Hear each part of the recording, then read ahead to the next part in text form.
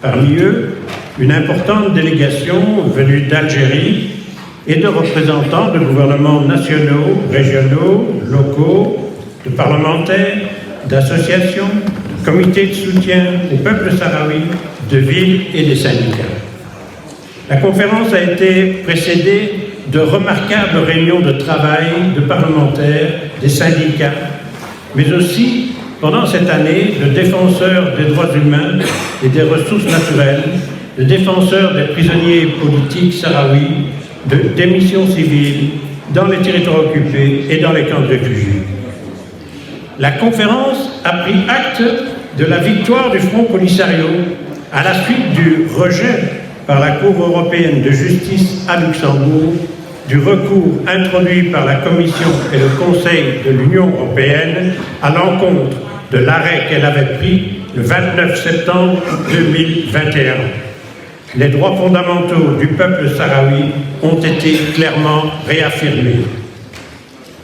Le 4 octobre, en effet, la Cour européenne de justice, en rejetant l'appel de la Commission et du Conseil, et j'insiste sur cet aspect, on n'a pas assez dit que la Cour, elle a rejeté, le premier mot que le président de la Cour a utilisé, c'était « reject ». Oui, « reject ». Nous rejetons la décision, l'appel de la Commission européenne et du Conseil européen. Et ça, c'était le mot-clé, « reject ». Et donc, aujourd'hui, avec ce fait, sont réaffirmés les 4 piliers qui avaient été le combat du peuple sahraoui lorsqu'il est allé vers la Cour. Et c'est en fait, ça a été dit ce soir, d'abord que le Maroc et le Sahara occidental sont 2 territoires distincts. Ensuite, que le droit d'autodétermination est clairement réaffirmé. Que le Front Polisario est reconnu comme le seul représentant du peuple sahraoui. Pour ceux qui ne connaissent pas les confusions, parce qu'en anglais et en français, c'est pas la même chose, le peuple, c'est les gens du territoire. La population, c'est ceux qui occupent ce territoire. Ça peut être à la fois le peuple, mais ça peut aussi être tous les colons qui ont été installés dans les territoires. Et enfin, c'est ce qui était la caractéristique de cette démarche, c'est la nécessité du consentement du peuple du Sahara occidental qui est la base indispensable de tout accord sur l'exploitation des richesses du Sahara occidental. C'est une vraie victoire et on doit féliciter le Front Polisario d'avoir engagé cette lutte et de l'avoir fait avec des gens extraordinaires. Je rappelle évidemment l'avocat de Verts, mais vous savez qu'aujourd'hui, il a un fils qui l'a accompagné dans tous ses combats et qui va assurer la suite du combat. C'est une décision claire et historique qui confirme les arrêts et les avis de toutes les hautes instances internationales telles que la CPI, la Cour pénale internationale, la CIJ, la Cour internationale de justice et la Cour africaine des droits de l'homme et des peuples. C'est une caractéristique de cette Cour africaine, c'est qu'elle a dit Cour qui se préoccupe des droits des peuples. Ces autorités qui ont dénoncé les guerres coloniales et génocidaires communistes à l'encontre des peuples comme le peuple palestinien, le peuple sahraoui et bien d'autres peuples de part du monde et en Afrique, et qui dénoncent la collusion entre Israël et le Maroc liés par les accords d'Abraham. Les accords d'Abraham, c'est ce que les Américains ont tenté d'imposer à tous les peuples de l'Afrique du Nord pour essayer de faire une immense zone commerciale sous leur contrôle et pour empêcher en même temps que d'autres pays puissent bénéficier d'une collaboration et d'une coopération étroite avec toute cette partie de notre monde qui est constituée par le nord de l'Afrique.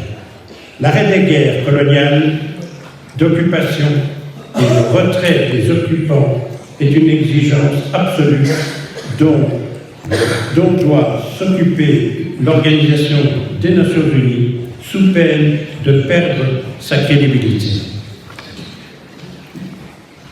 La résolution se poursuit par de même la 48e ECOCO, constatant des violations multiples des droits de l'homme, demande la libération immédiate de tous les prisonniers politiques sahraouis, incluant le groupe de Bémizi, et que les observateurs internationaux et les organisations internationales puissent enquêter en territoire occupé quant à la MINURSO.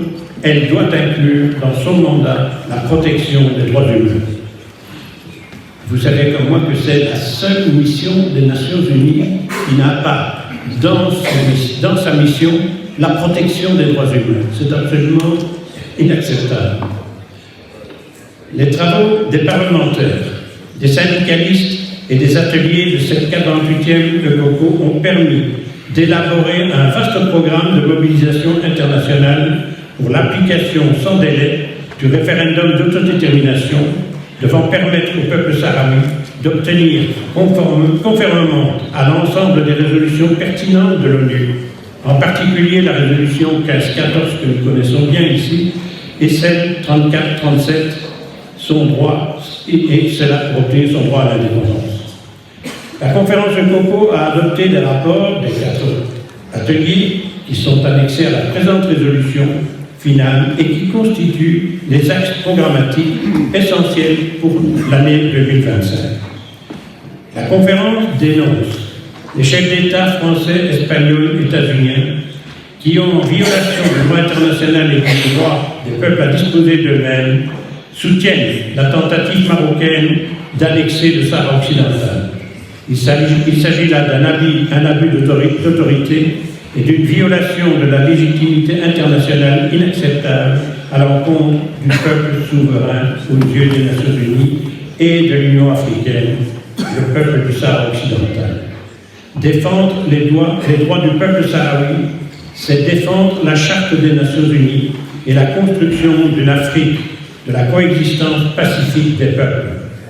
Une nouvelle fois, en terminant la 48e ECOCO, salue la position de principe et le soutien indéfectible de l'Algérie à la lutte du peuple sahraoui. Enfin,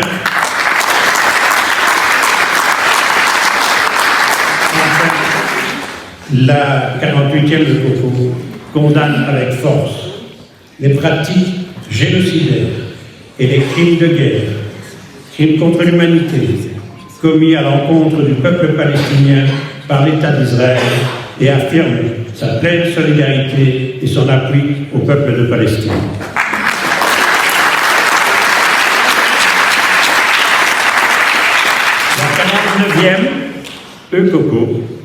La 49e ECOCO se tiendra en France en 2025.